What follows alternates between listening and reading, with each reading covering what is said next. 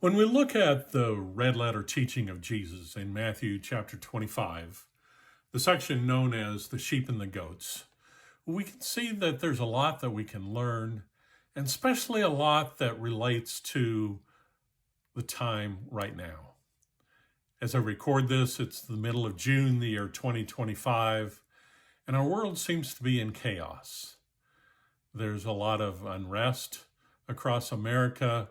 We can see that the nations of Israel and Iran are bombing each other. Many people just seem hopeless and just unsure of what the future is going to bring.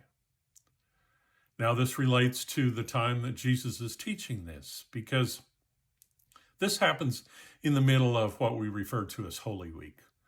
Jesus had come into Jerusalem a couple days before to shouts of Hosanna and praises to the King of David, but in a couple days he's going to be arrested and crucified and he's going to die.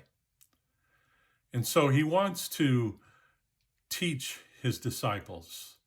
And so as we look here in beginning of Matthew chapter 24, Jesus had been teaching at the temple. Now it says he leaves and his disciples are with him and they have some questions. So he goes into a long discussion about the end of time and Judgment Day. And we can look at in these chapters just the headings of some of the sections. It says the end of the age, the abomination of desolation, the coming of the Son of Man, the lesson of the fig tree, no one knows the day and hour, the parable of the 10 virgins, the parable of the talents, and the final judgment, which also refers to the sheep and the goats.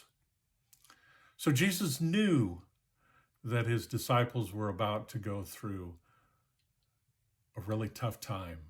They would all desert him and they would have a lot of uneasiness.